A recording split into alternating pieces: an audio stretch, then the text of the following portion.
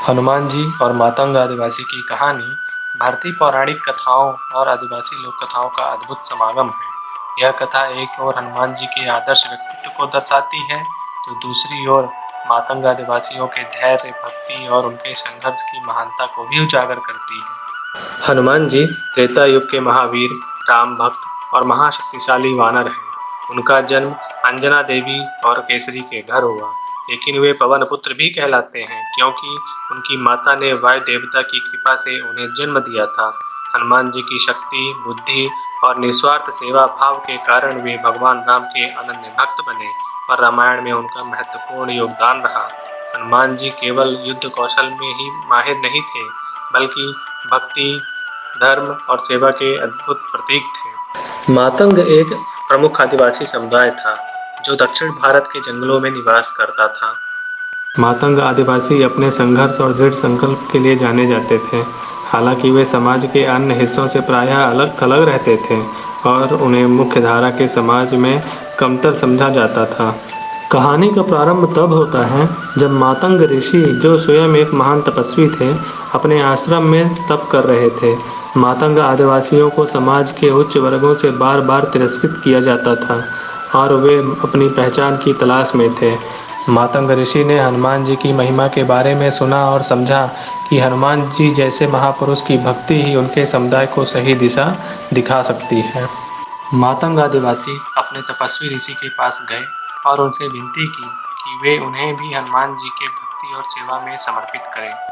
मातंग ऋषि ने उन्हें बताया कि हनुमान जी केवल उन लोगों की सहायता करते हैं जो सत्य, धर्म और भक्ति के मार्ग पर चलते हैं। मातंग आदिवासी समुदाय ने अपने तपस्वी ऋषि के निर्देशानुसार हनुमान जी की उपासना शुरू कर दी।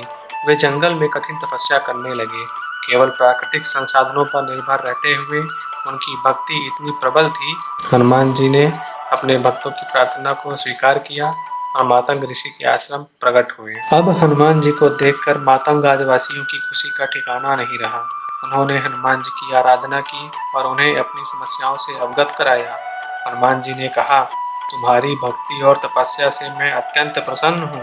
तुमने जो धैर्य और संयम दिखाया है वह बहुत सराहनीय है। मैं तुम्हें आशीर्वाद देता हूँ कि तुम्हारा समुदाय सदैव प्रगति करेगा और तुम्हारी भक्ति तुम्हें हर संकट से बाहर निकालेगी। हनुमान जी के आशीर्वाद के बाद भी मातंग आदिवासियों को मुख्य धारा के समाज द्वारा तुरंत स्वीकृति नहीं मिली। वे अपनी पहचान और सम्मान के लिए संघर्ष करते रहे। हालांकि हनुमान जी का आशीर्वाद उन्हें आत्मविश्वास बनाए रखने में सहायक बना।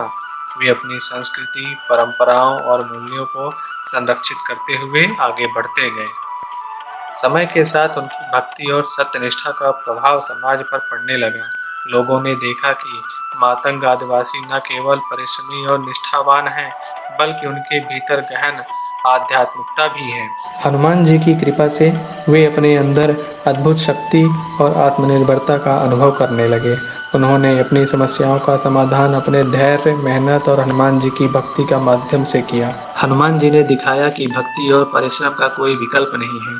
चाहे व्यक्ति किसी भी परिस्थिति में हो, अगर वह सच्ची भक्ति और मेहनत से अपने लक्ष्य की ओर बढ़ता है तो उसे सफलता अवश्य मिलती है। मातंग आदिवासियों की भक्ति और हनुमान जी के आशीर्वाद का प्रभाव धीरे धीरे दिखने लगा। उनका समुदाय अपने आत्मविश्वास और आंतरिक शक्ति के साथ प्रगति की दिशा में आगे बढ़ने लगा। समाज ने धीरे धीरे उनके महत्व को समझा और उन्हें स्वीकार किया। वे समाज के अन्य वर्गों के साथ मिलकर काम करने लगे और उनकी भक्ति और साधना की गूंज दूर दूर तक फैल गई। हनुमान जी की कृपा से मातंग आदिवासी केवल भौतिक रूप से ही नहीं, बल्कि आध्यात्मिक रूप से भी समृद्ध हुए। उनके संघर्ष और भक्ति की यह कहानी हमें यह सिखाती है कि किसी भी परिस्थिति में हमें अपने आदर्शों और सिद्धांतों को नहीं छोड़ना चाहिए। हनुमान जी का यह आशीर्वाद केवल मातंग आदिवासियों के लिए ही नहीं, बल्कि पूरे मानव समाज के लिए एक प्रेरणा बन गया। हनुमान जी और मातंग आदिवासियों की यह कहानी भक्ति, धैर्य, साहस और संघर्ष का प्रतीक है। यह हमें यह सिखाती है कि चाहे हमारी परिस्थितियां कितनी भी कठिन क्यों न हों, अगर हम सच्चे मन से भगवान की आराधना करें और अपने कार्यों में निष्ठा रखें तो सफलता अवश्य मिलती है। हनुमान जी की भक्ति और मातंग आदिवासियों का यह संघर्ष हमें यह प्रेरणा देता है कि जीवन में आने वाली हर चुनौती को स्वीकार करके उससे पार पाने का मार्ग स्वयं ढूंढा जा सकता है। हनुमान जी को वरदान मिला था कि उनकी मृत्यु कभी नहीं होगी, यानी वे चिरंजीवी रहेंगे। भगवान राम के स्वर्ग सिधारने के बाद हनुमान जी अयोध्या से लौटकर दक्षिण भारत के जंगलों में लौट आए। इसके बाद उन्होंने फिर से समुद्र लांघा और श्रीलंका पहुंच गए। उस समय हनुमान जी जब तक श्रीलंका के जंगलों में रहे, इस कबीले के लोगों ने उनकी सेवा की। हनुमान जी ने इस कबीले के लोगों को ब्रह्म ज्ञान का बोध कराया। उन्होंने यह भी वादा किया कि वे 41 साल बाद इस कबीले की पीढ़ियों को ब्रह्म ज्ञान देने आएंगे। कहा गया है कि हनुमान जी कुछ वर्ष पहले यहाँ के लोगों से मिलने आए थे। इसके बाद वे 41 साल बाद यानी 2055 में आएंगे।